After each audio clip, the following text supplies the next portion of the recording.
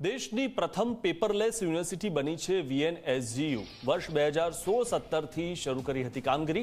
વિદ્યાર્થીઓના data digital લોકરમાં થઈ રહ્યા છે અપલોડ। 1.5 લાખથી વધુ વિદ્યાર્થીઓને ડેટા અપલોડ કરાયા। વિદ્યાર્થીઓની ફી, હાજરી, માર્કશીટ સહિતની માહિતી ડેશબોર્ડ પર જોઈ શકાય છે અને વહીવટી વિભાગમાં પારદર્શિતા માટે પ્રયાસ થઈ રહ્યો છે।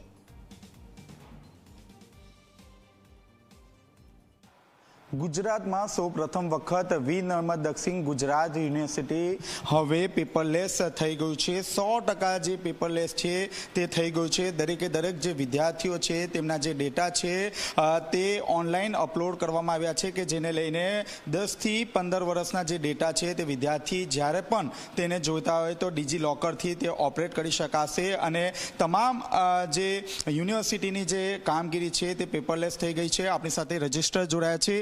જી સર, સમગ્ર કામગીરી પેપરલેસ થઈ ગઈ છે, શું કહેશો?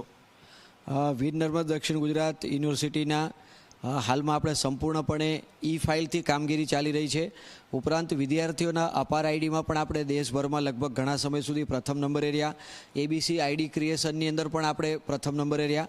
વિદ્યાર્થીઓનો જે ડિજી લોકરની અંદર જે ડેટા છે, વિદ્યાર્થીઓની ખાસ કરીને માર્કશીટ અને જે ડિગ્રી છે એ ડિજી લોકરમાં અપલોડ કરી દેવામાં આવે છે, જેના લીધે વિદ્યાર્થીને કોઈ પણ જગ્યાએ ક્યારેય પણ એક આઈડી પ્રૂફ તરીકે પણ કામ લાગે છે। કોઈ જગ્યાએ ઇન્ટરવ્યૂમાં જવું હોય તો હાર્ડ કોપી સાથે લઈ જવાની જરૂર નથી। ઉપરાંત અમે હાલમાં વહીવટી તંત્રની અંદર સંપૂર્ણ ઈ-ફાઇલ પર કામગીરી લગભગ કહી શકાય કે 95% જેટલું, જ્યાં કંઈ ચેકબુક પર સિગ્નેચર કરવાની આવે તો હાર્ડ કોપીમાં આવે છે, અન્યથા લગભગ 95% જેટલી કામગીરી ઈ-ફાઇલથી ચાલી રહી છે।